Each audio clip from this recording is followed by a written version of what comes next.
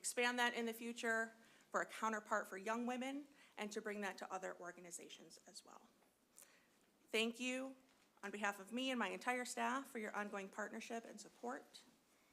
And thank you for your time and attention today. And I think we're ready to take some questions. Thank you, Tracy. Questions from the board for either Andy or Tracy? I saw Commissioner Steck. Thank you, Chair Green. Good morning. Thank you for the report and all the hard work that you guys do. Tracy, for you first, great information in describing the process that people go through.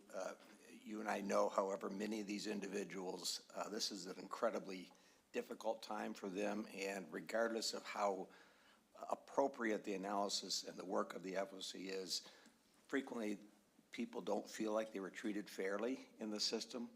We used to have a kind of an oversight committee with the board. We don't have that anymore. So I want to have you just tell us a little bit, what's the recourse for those that feel that the FOC hasn't treated them fairly? Thank you for that question. I appreciate that, Commissioner Stack. Yes, we did eliminate the Citizens Advisory Council. The Citizens Advisory Council would review grievances received from individuals who had some complaints about how their case was handled or perhaps how they were treated. That grievance process still exists to the question of how does this continue without the oversight of that committee. That grievance process still exists. We still investigate every one of those grievances.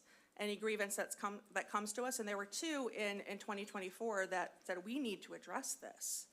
And we either need to address this with a staff member through appropriate personnel action, or we need to have some additional training or for that staff member, or perhaps both.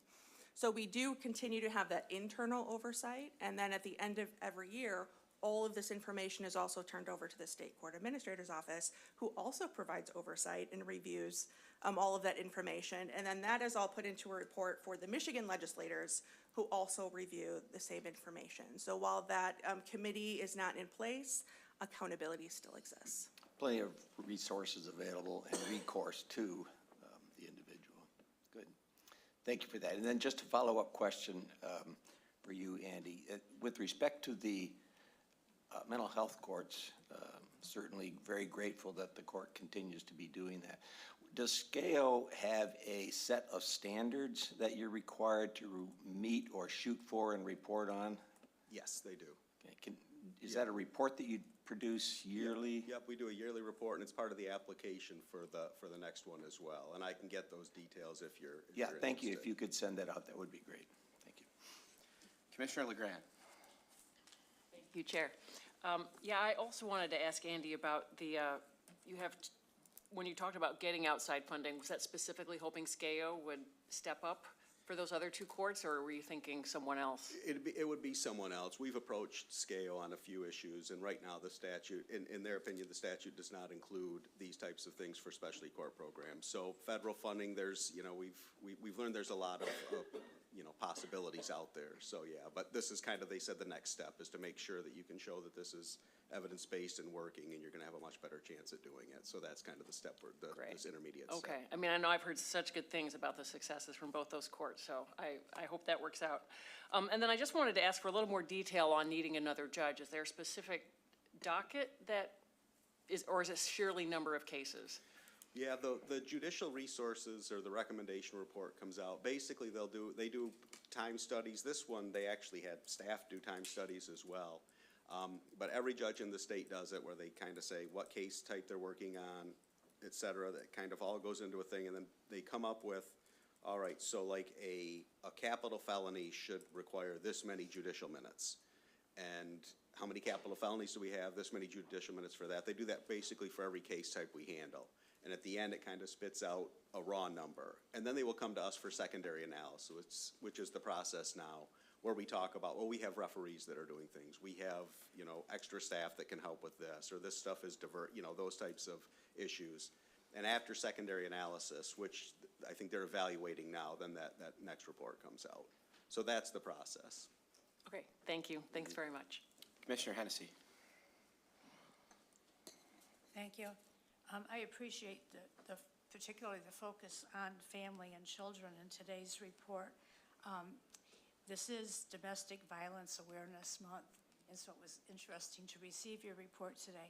But Mr. Thalhammer, I was really interested when you were talking about the percentage of cases resolved within time guidelines, that the child welfare category was the lowest percentage-wise at 80%. And I was wondering if you could just expand on that a little bit.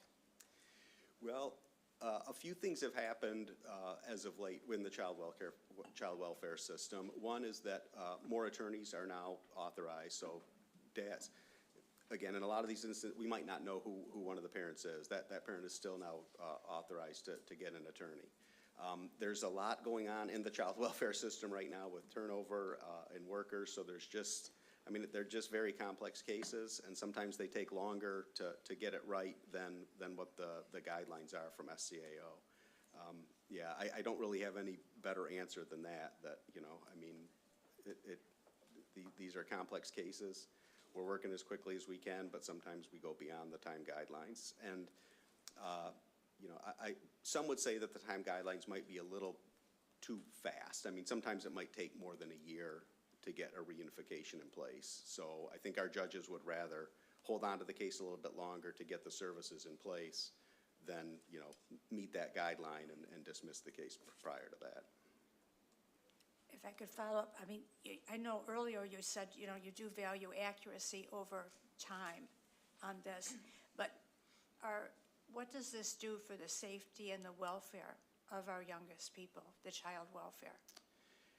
As far as it taking longer, I mean, I think that would be one of the reasons why we would hold on to a case longer, to make sure that whatever setting the child is going to be going back to is safe for that child to be. Okay.